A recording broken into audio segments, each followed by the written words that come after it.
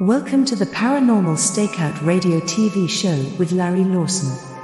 As a former career law enforcement officer and law enforcement educator, Larry focuses on the use of tried and true law enforcement investigative techniques in conducting paranormal investigations. Despite his experience and training, Larry also keeps an open mind to discussions on topics that deal with evidence that are not quite as physical in nature. Paranormal Stakeout guests are professionals in the field of the paranormal and parapsychology, conducting the investigations and research needed to further the cause of paranormal study. Larry advocates an agenda of standardization of structure and training in the field of paranormal investigation and research for the purpose of one day being able to produce the evidence needed to convince a jury of the existence of the paranormal. Whether it is ghosts, UFOs, unsolved mysteries, hauntings or cryptids, no topic is beyond the investigative reach of Larry Lawson and the Paranormal Stakeout radio TV show team. Now, here is the host of the Paranormal Stakeout radio TV show, Larry Lawson.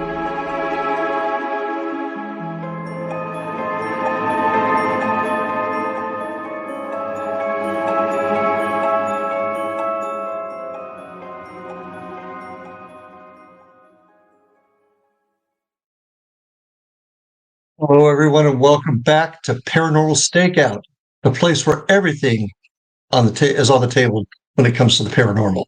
I'm Larry Lawson, your host, and I'm sure glad to be back with you tonight. Want to take a quick second to just let's keep our world in prayer tonight. There's a lot going on, and we're going to be talking about some interesting things tonight. But let's keep focused on what the reality is out there in the world, and say a prayer for all of those in need. If you'd like to know a little bit more about my crew, because we're coming to you from the headquarters of the Florida Bureau of Paranormal Investigation, you can learn more about us there at paranormalfbi.com. You can learn more about Indian River Hauntings, which is my other organization, at IndianRiverHauntings.com. You can also find us on Facebook at Indian River Hauntings 2341. You can email me also at ghostsky@paranormalstakeout.org. If you have questions that you'd like to bring up or have me mention here at the beginning of the show, get a hold of me at that email, and you can always check out all of my shows at paranormalstakeout.org. So, welcome back, everybody. I've got a great guest tonight, and it's interesting because, I enjoy talking about the mind, and I think tonight's topic is going to really fit that bill. MACHIEL KLERK is a social entrepreneur, licensed mental health therapist, international speaker, dream worker, and published author. He has been a mental health therapist since 2006 and currently has an online practice. He's fascinated by healing traditions from about the world. He's earned his master's degree in psychological counseling at Pacifica Graduate Institute. He has traveled all over the world studying many cultures and their healing and dream traditions, and in specific, the African traditions, as South Africa is the country of his birth. He's also a published author, publishing the book Dream Guidance. He's worked all over the world, lectured all over the world, and also has been involved with the Young Platform, which is the Young Society of Utah, which deals with all of his work with dreams. So with that, MACHIEL KLERK, welcome to the show. Thank you, Larry. It's a pleasure to be here with you. And it's a pleasure to have you here. Such a resume there. It's hard. You got to get all of it in a quick second, but you've done so much. And obviously, dream work is your passion. Is that a good way to put it? Yeah, it's really central to my passion and fascination, and I've studied it from all these traditions, and happy to engage in some conversation around it. Well, let's talk. Tell us a little bit about yourself. How you ended up going from counseling in the world of psychology into dream work. Share with us how you ended up there. Well, it really started early on. My dad died when I was 10. And my family, my culture didn't know how to grieve. So I bottled up the grief, and it became a cold territory around my soul. And in my early 20s, I started reading Carl Jung, who gave me some clues on how to be with dreams. And then I really started having a flood of dreams. that helped me, guide me to a sense of purpose, but also reconnected me to my father, who lives further on the other side. And so my life changed radically for the better because I started working with dreams, and I was so grateful to it that I have been hanging on ever since. What are dreams? It's a kind of maybe a silly question, but I think it really goes to the heart of this. What are dreams? Yes. Well, let's start with the experience of a dream. When we are in a dream, we experience to be in an environment, in a world, where we actually interact with our environment, with the dream monster or the figure, or we drive in a car. And the other remarkable phenomenon is that actually our mind is awake. We are awake in the dream state. And so there you have three aspects of a dream. You're in a world. It's not a movie you watch. You're interacting, and you actually are awake. You just don't know you're in a dream. Otherwise, you would be lucid. That's to be aware in the dream. So we're in another world, having an experience, and that is what we know about a dream. And then, even if you take it a step further, when we open our eyes in the morning, that world doesn't disappear. It just continues to coexist next to our day-to-day experience, and there remains an ongoing dance between us and the dream world. So we have these daydreams or fantasies. That is just the dream world moving into our day-to-day consciousness. And so the dreams in this world are interconnected. Well, what you're telling me is that this is not just an event in the mind, something that the mind is conjuring up. You're actually saying it's a parallel universe, a parallel world with what we are dealing with while we're awake. Is that how I'm hearing it? Yes, it's both present while we're awake as at night, and in the dream, experientially, everyone can check it for themselves. You're in a world, and no matter where you place this world, we feel to be in a world. And then in that dream world, we meet both elements of our personal mind that manifest as symbols, but we can also encounter deceased loved ones, spirit guides, real others, even other dreamers in this world, and we can do all kinds of things in and with that world. But yeah, that's what a dream is. Einstein discusses in his general theory of relativity of different dimensions that sit parallel to ours. Is this kind of what you're describing also? Is it a different dimension? Because what I guess what is hard to conceive is there's a separate world that we exist in, and that's kind of what I'm hearing.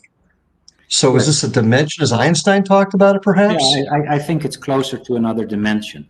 We're right now in a world, and when we go to bed and we fall asleep, we're in another world, and we forget all about the world we're in right now. We're in that other world having an experience, don't know that we lay in our bed in the town we've always lived or long time lived. And then we wake up and we're here again, but we can move, even in this reality, we can move into the other world, which is coexisting. It's here, but it's not as dense as this world. Then I'm just going to use myself as an example. I will dream. The dream will be vivid, but I'll wake up, I can't remember it. Yeah. But also, if that being the case, when we dream again, why don't we go back to that same world? Why is it different? So 2 questions there. I'll let you choose which one to answer first. Well, the first one is that our short-term memory doesn't work at night. So that is why we actually forget that we've been in bed for 6, 7, 8 hours.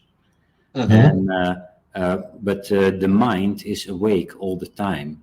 So our mind, the core of our own being is awake in this reality, because now I am awake. But in the dream, that same part that says I am awake is also awake, It's just having an experience in this dream reality, and it forgets about it because neurologically it shows our short-term memory doesn't function. But for some reason, being in touch with the other world seems not to be helpful for our memory. So you have to write down your dream upon waking. And go ahead. No, I said I've actually thought about doing that, but I can never remember usually what that dream was before I can write it down. Well, So you can change that by simply putting pen and paper next to your bed. Before you go to bed, you say, "Dream, if you come tonight, I will write you down tomorrow." And then you just do it, even if you have a feeling. I feel tight in my stomach. Oh, it felt like I was being chased, or whatever. You write it down, and then the dream comes back. if I did that, Yeah. would I find that my notes tonight will be an extension or a continuation of my notes from the next night that I dreamt? And that's what I was getting at before. Yeah. If we're going to a world, Yeah. then would we go back to that world, or do we go to a different one? Yes, dreams are a continuation of our life. It's like the tapestry of life is being woven further in dreams. Dreams are partially a world that is generated by our own beliefs and experiences. So if I have an experience today in which I feel like I'm really needing to do all kinds of things and I feel not adequate, I might have a classic dream tonight in which I'm running through the university looking for my classroom. So dreams pick up usually on the day-to-day activities. And so it moves through what we experience there, and then we're here, and then the dream is more in response to what we experience today again. But people do have dreams in which they visit the same house, the same landscape, meet the same people. So there seems to be also a continuation in dream themes or dream experiences that people have. And there are some people that wake up in a dream and then go to bed and just dream the dream further. Okay. Do dreams have a meaning? I understand you're saying a separate world, but do they also have a meaning, i.e., dreamings of flying, being able to fly, or the dreams that you're falling and you wake up before you hit? Yeah. Are there meanings to those types of things? Well, it's a big question. It stretches as far as, is there meaning to this reality? And you can answer it in several ways.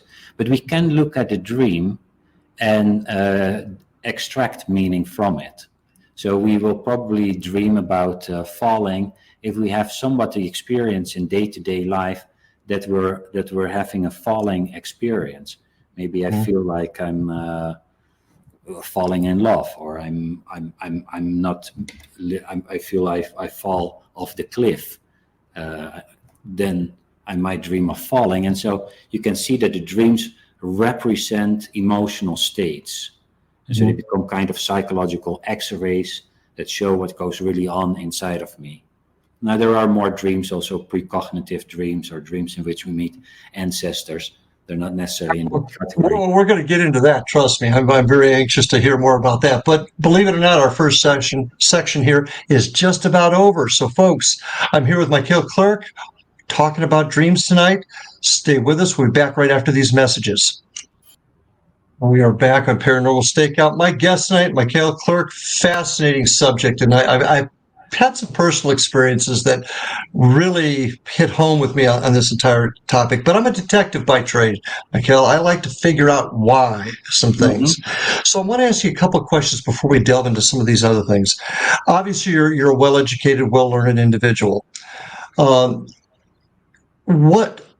What do the neurologists or the neuroscientists that study the brain, how do their theories of dreams and how the brain works coincide with your theories and thoughts? And how did you develop these theories, for lack of a better term?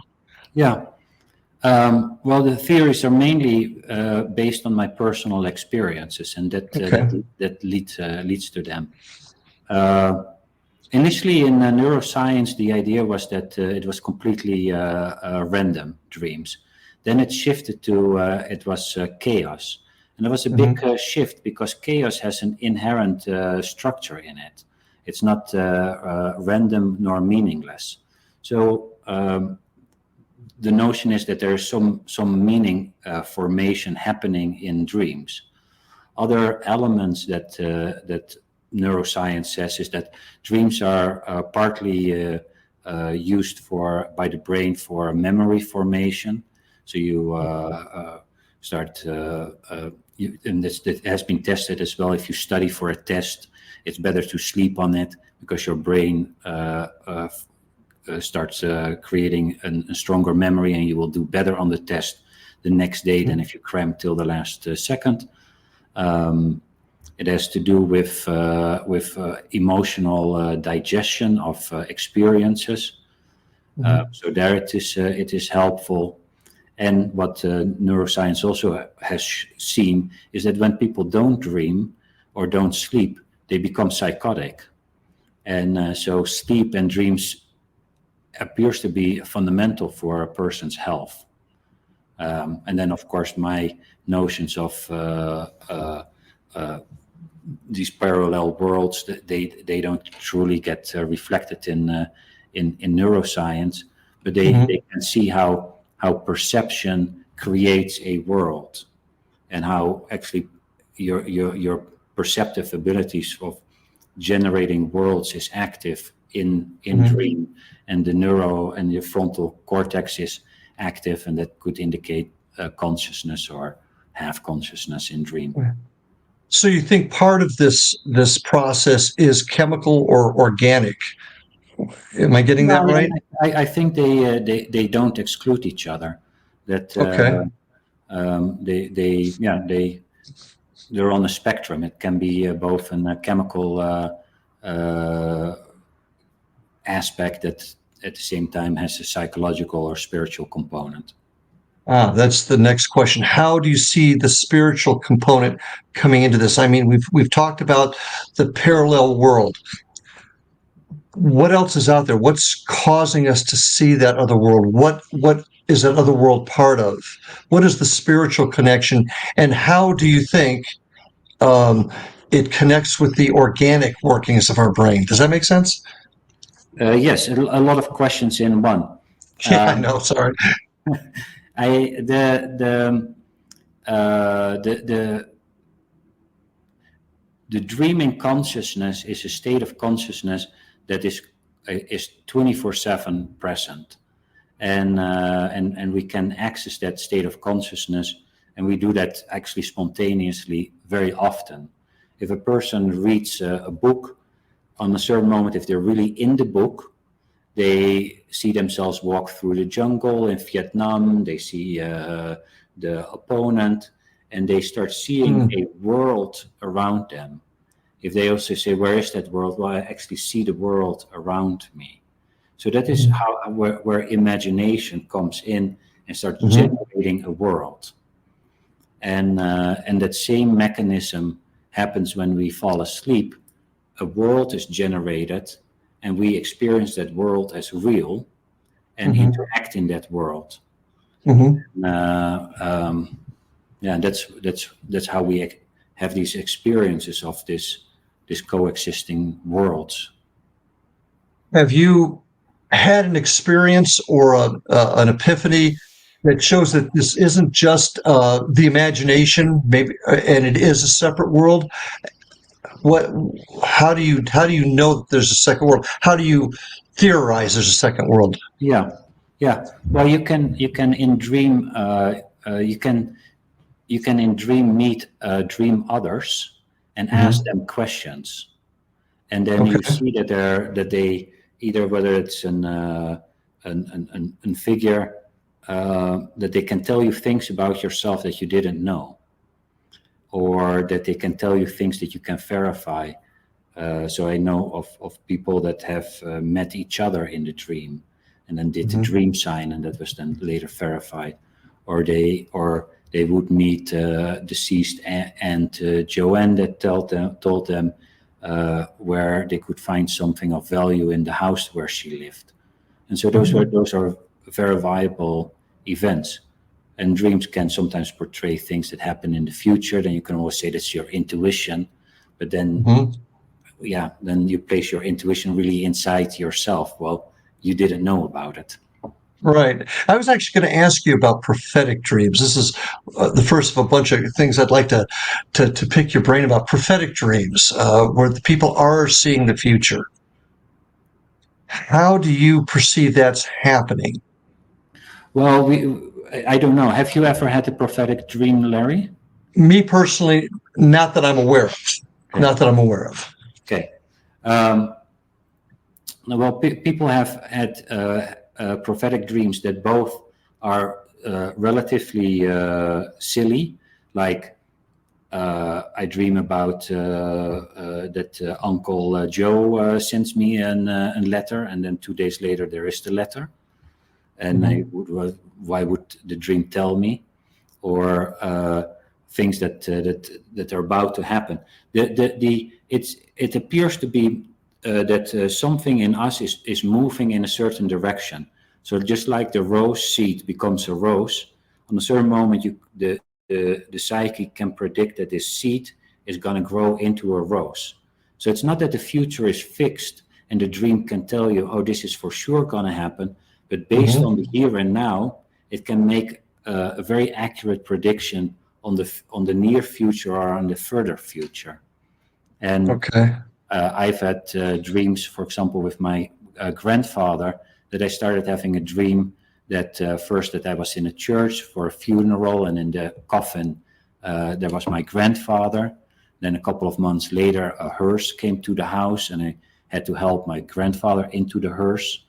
And then again, a couple of months later, my grandfather died.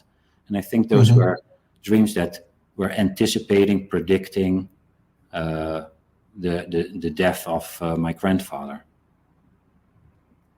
You know, and I just did a presentation today, and the folks that I talked to, I told them there's so many things that are out there that we can't explain that keep happening. And that's certainly one of them. I know there's one gentleman, I believe it was Richard Sennett, had told me a story once about how he was involved in a case where he talked to a person that remembered this house, and finally she kept driving by and driving by and driving by. She's finally stopped, and she knocked on the door because she remembered that house. Knocked on the door, and the people that answered it recognized her from their dreams, I believe is how it went. Yeah. You know, I mean, how do those things happen, especially when it comes from folks that you trust?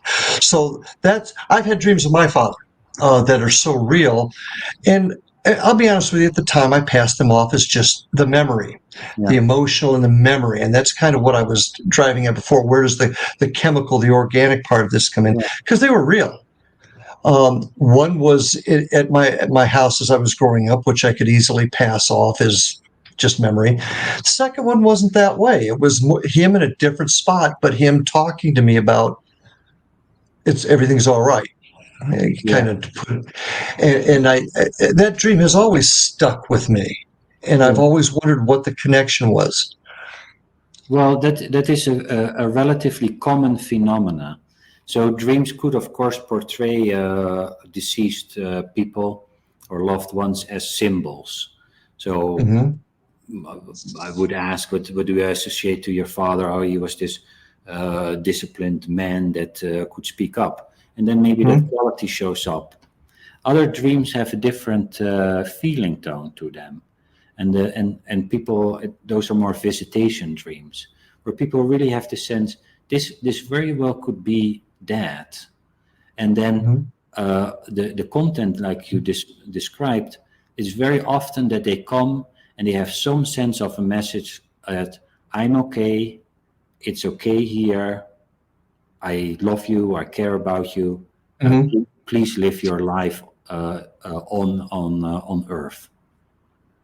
And that's a relatively common experience for people to have.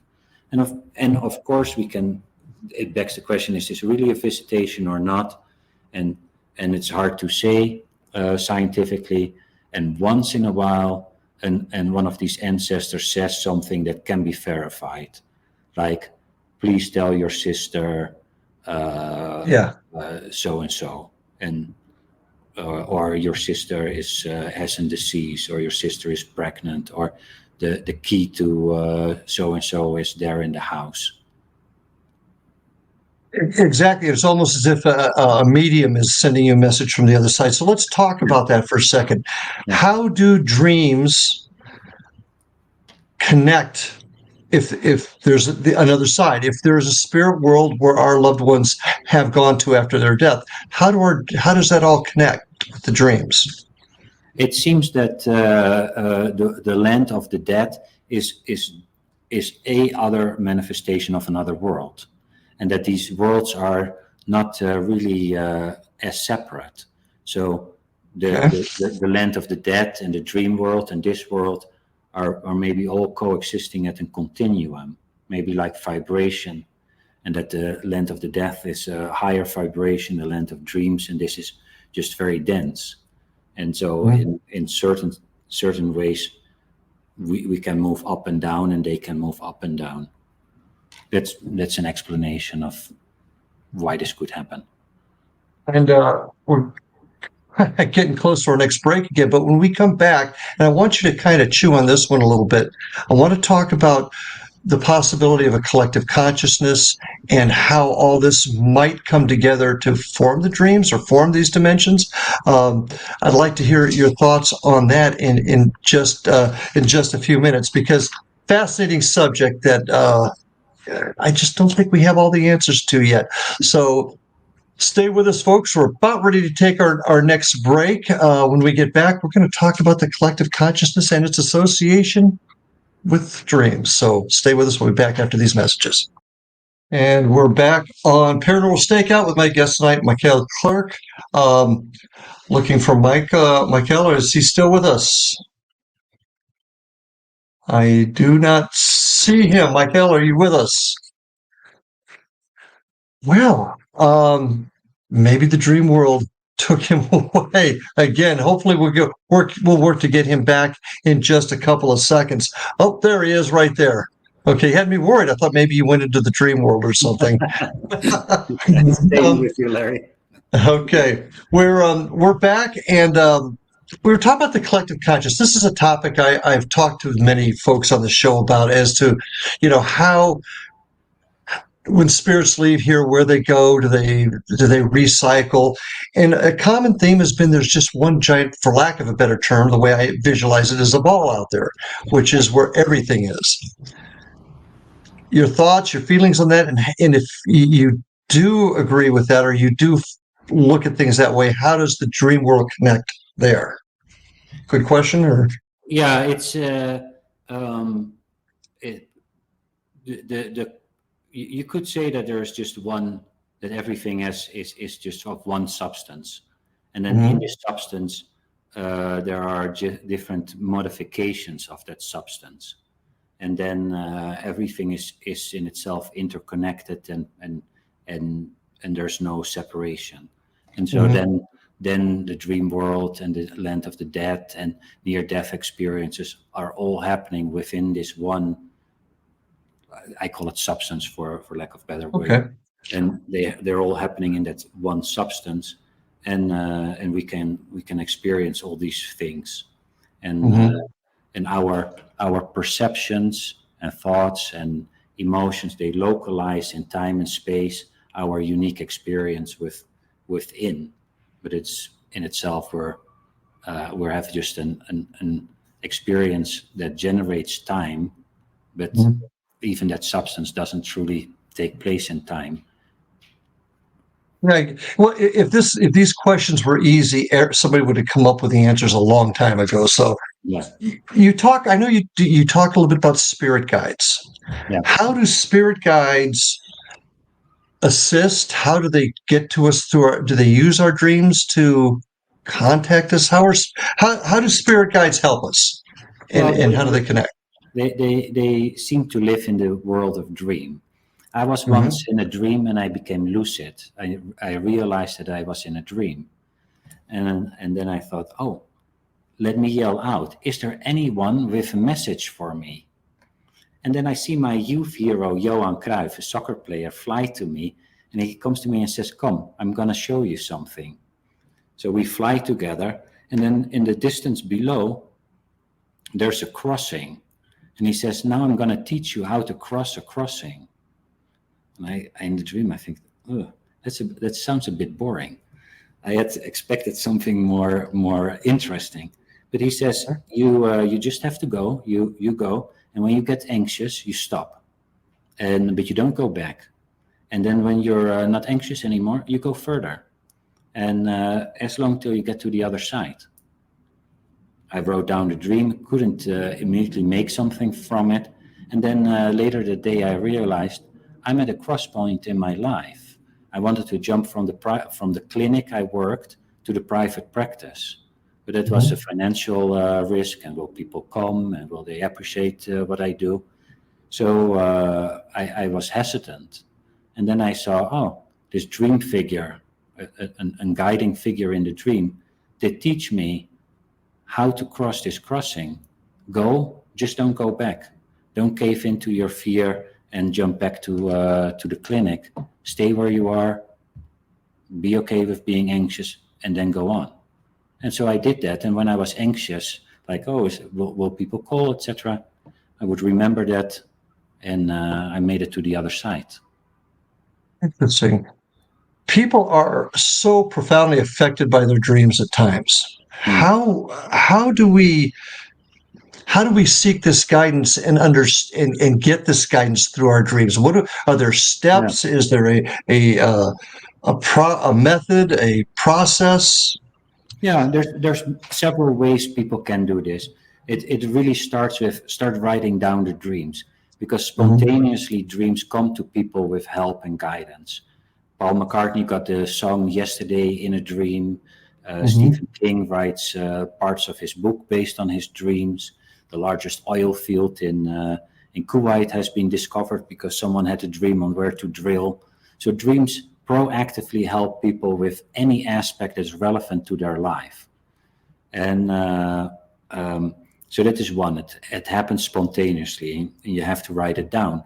Because when we write it down, we also signal back to the dream, I'm interested. If you come, I will write you down. And then step 2 is, once you do that, you can start talking to the dream. You can say, well, dream, I listened to Larry and MACHIEL today. It was a bit weird, but I'm willing to test this hypothesis. And then you say, dream, what is one way for me to love myself more deeply? Or what's one type of food that is good for me to eat? Or ask something that is really emotionally important to you. You could even be with a case. You're as a detective. What should I know about this case? And if it's really emotionally important to you, it will the dream will very often help you a step further. They even did some research at Harvard University around this. They saw that 2/3 of the people that did this got a dream that was helpful, and 1/3 didn't. And then they looked at what might cause the difference, and they saw that the people that asked a question of medical nature or emotional relevance, they got a helpful dream. So that's one way that people can nurture this, and even can test this tonight. You don't have to believe in it. Just be open, ask a question that's relevant, and see what happens. It almost sounds like you're praying. Yeah. What you described would almost be like, Lord, give me some guidance in this area. Yeah. Yeah, very, very much. The old notion of knock and you shall be opened, and the Father gives good gifts to those that ask. And it's in the same line. And with the notification that the dream is not a wish-fulfilling genie. If I ask, what did my neighbor have for dinner? How can I get a Ferrari? It's not likely that the dream will respond to that. But if I ask a question that's relevant to my life, what's going on with me? Why am I so upset with my partner? How can I grow my business and serve other people? Just like in a good prayer, It's better to pray for goodness. for goodness. And not selfish things. Okay. Do you interpret dreams also? Is that part of what you? Yeah. What does, and I mean, we've all kind of going to take this a little bit lighter now. We've all had some crazy dreams. Flying. Yes. Is there a meaning to that? It depends also a little bit on how people fly. Are they flying like Superman through the air? Are they in a plane? That makes a difference. But you would also often ask, what is the experience? Oh, I was flying and I felt so free. Oh, what might that be about? Sometimes it is people are bogged down, and then at night they have a different experience of a different state of consciousness that's way more free, and then they can take that freedom into their day-to-day life and feel a little bit more free and have a different experience. So it's sometimes just almost dream alchemy. You take your experience of freedom back here. Other times people fly way too high, and then it might indicate that they're like Icarus, a little bit flying too close to the sun. They're slightly inflated and they have to come down. So there's not one answer, but you would look a little bit at the experience and the context. So would this be almost like the spirit guides trying to give you a hint to change? Would that be a way to look at this? Yeah, it would be kind of a psychological X-ray showing that you're too high, or indeed giving you something that sometimes I've seen with people that are depressed, and then at once they fly in the dream, and it is light and it is delicious, and then they can take some of that experience and infuse that into the excessive denseness of their day-to-day life, so that it's almost like you put two fluids together and then some new substance comes out of it. And that's another way that dreams can help with psychological transformation. Yeah, I won't tell you some of the dreams I've had because this is a family show. But all kidding aside, I mean, I remember having dreams when I was younger. I would be going to school and I'd be in my pajamas. Yeah. I mean, crazy things like that. And, you've always passed that off as just maybe you ate something silly before you went to bed or. But it's not an uncommon dream. And when we're not appropriately dressed in public, it's very often that we're somehow not well prepared in our social engagement. Sometimes people find themselves half naked in public or fully naked, so they're way too exposed, or they feel very vulnerable being in public. And your theory is this isn't so much your mind just trying to straighten you out. This is truly the other side giving you hints. Yeah, it's something, or even something in your mind that is not I. So whether it's the other side or it's a non-self with you in it that helps you further. So I do believe there's a guiding principle in life that guides and support, and it does that in these ways. Do you ever see science coming in line with these more spiritual theories? And if you do, how do you think that how do you think the two sides will come together?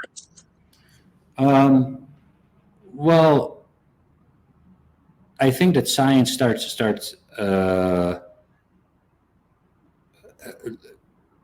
there's a lot of science that starts getting close to lucid dreaming. Lucid dreaming is scientifically verified, and there it helps see how is perception generated.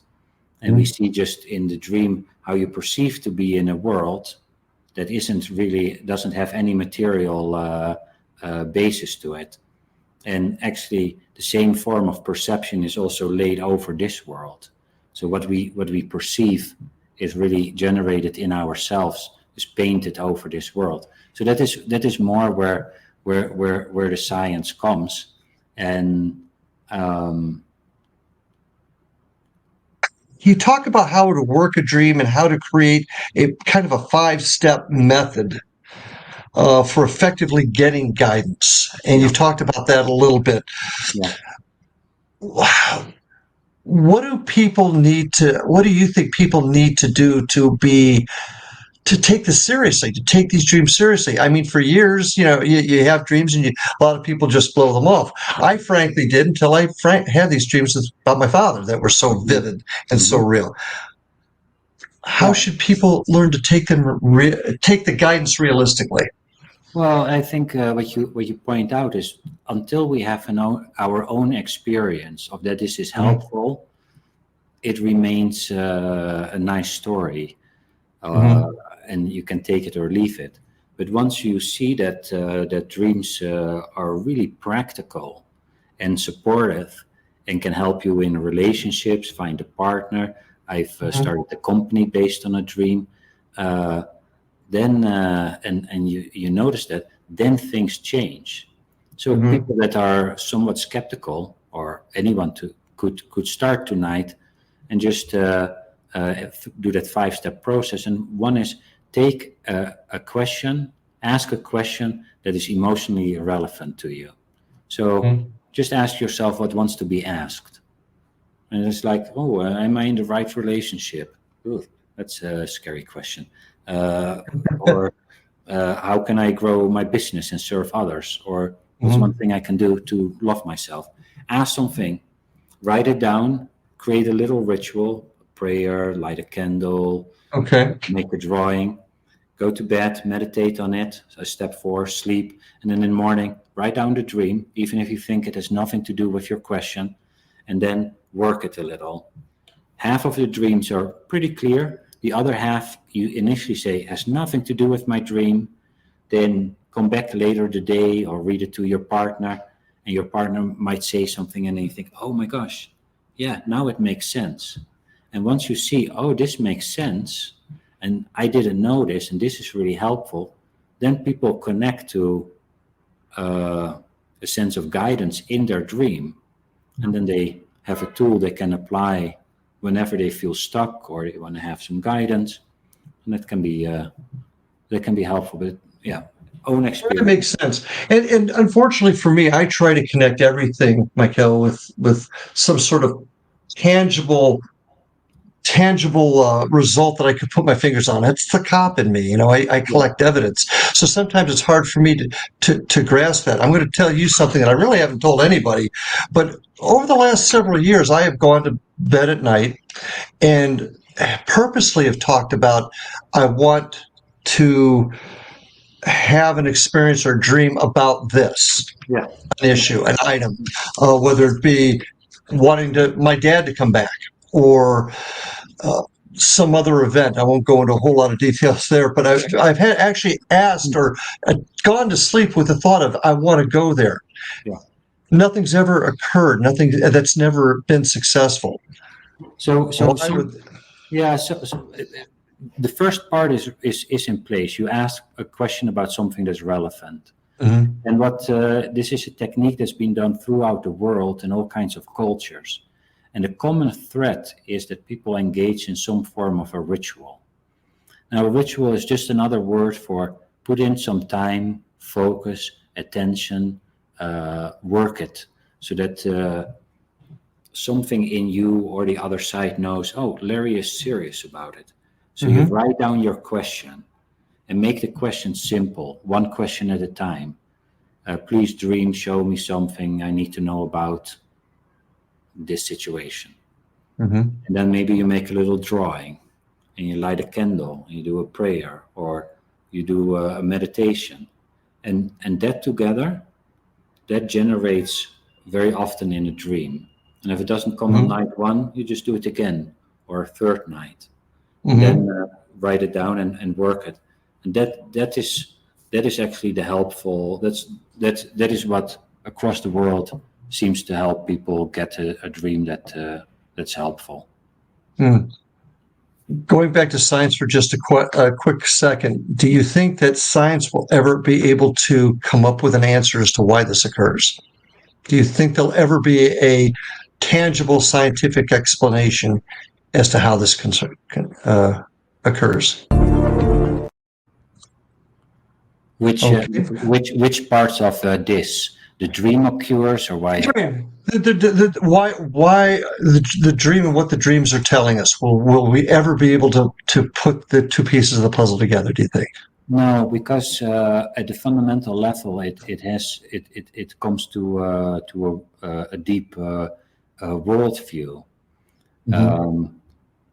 and science. I don't think that science ever will be able to say God exists, or another and life after life exists, because there will always be some explanation for any phenomenon.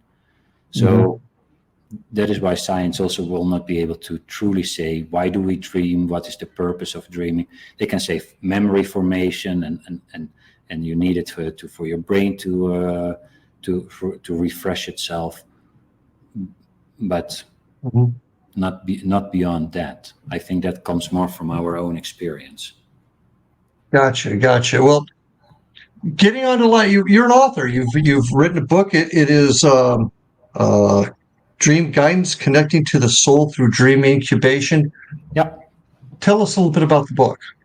Well, in the book, I really describe this old technique of dream incubation, which is another word for asking the dream for guidance for any issue in your life: vocation, relationship, health, creativity, or just fun. And I describe this 5-step process of how you really can do it, and make it very practical with examples. And that is, in a nutshell, what the book is about. And it provides people with a skill, a tool, and a perspective to do this for themselves, whether they do it once a week, once a year, when they're stuck. And that's Dream Guidance. Now, you've traveled all over the world. You've obviously studied many cultures, specifically African cultures involving dreams. Yeah. Is the book a culmination of the studies of the work you've done with these other cultures? Yeah, I deeply draw from my experience in these other cultures, and I was born in South Africa, and that's why I went back to South Africa and worked with the local healers, and also their view of dreaming is very similar to my innate experience, and so it was easy to merge those my experience and their experience, and improve on my insights that way. Well, I find your theories and your thoughts extremely fascinating. Your work with counseling, I'm sure, has been a huge help with this and helping others deal with their issues. How can people get a hold of you? The easiest is that my name, MACHIEL KLERK. I think people can see it in the screen. MACHIELKLERK.com. Then you go to my website, and you can see that I'm a psychotherapist. And if you're interested that way, or go to the Jung platform, JUNG platform. And there are many courses on Jungian psychology, but especially dreams, and in all kinds of dream work, from African to Tibetan to Western dream work, as ways of finding meaning and purpose in one's life. Excellent. And if you'd like to know more about MACHIEL, you can get him at www.machielklerk.com and jungplatform.com are two ways to get a hold of him. Check his book out. I do want to make a comment here to remind everybody to check out my websites at paranormalfbi.com and indianriverhauntings.com to find out what we're up to. Check us out also on YouTube at Indian River Hauntings 2341. Check out the website here at the X Zone at paranormalstakeout.org. And I also want to remind everybody, check out some of the great program we got on the program at xzbn.net or xzoneradiotv.com to hear all of the absolutely excellent radio shows out there. MACHIEL, if you had to leave us today with a thought. Everybody has dreams. We really haven't even had time to even scratch the surface on all the types of dreams and what they mean. But if you had to take a moment to share with my audience how they should handle their dreams, what should they do with their dreams, what could their dreams accomplish for them? What would you tell our folks? Well, dreams really have as the aim the realization of our own being. Just like the rose seed becomes a rose, the human is filled with qualities, talents, and wounds that manifest themselves in life. And dreams help us with the realization of dealing with our wounds and the realization of our talents. And we can proactively engage with the dream by asking a question, and also take into account that the dream has the tendency to talk in metaphors and in symbols. So if you work with your dream and you see a person in your dream, you could ask the question, what do I associate to this person? Oh, that's neighbor Jack. Who is neighbor Jack? Oh, neighbor Jack is nosy, or neighbor Jack is really jealous. Jealousy takes on the form and shape of neighbor Jack and comes into my dream. What is jealousy doing here? So you have a symbolic approach towards the dream figures. And for objects, people can ask the question, what is the function of? What is the function of car? Oh, the car brings me from A to B, moves me through life. Oh, I'm moving through life, and I can't slam, and when I push on the brakes, nothing happens. I can't stop. Oh, do I get this? Do I know this feeling moving through life and I feel I cannot stop? And then see where in life do you recognize this, and then you become more familiar. So that is one really simple way of also working with one's dreams, and then you'll see that they represent where you are in the territory of life and start giving you also clues on how to move further in the most optimal way. Excellent answer. And once again, I think dreams are one of those things that can open doors for us to not only see the other side, but maybe even make ourselves better. With that, Michael, I really appreciate you joining us tonight. It's been a fascinating conversation. And once again, folks, you can get a hold of him at MACHIEL or youngplatform.com. And appreciate you being with us tonight. Once again, as I always say, keep your family close, hug the kids, take good care of yourselves.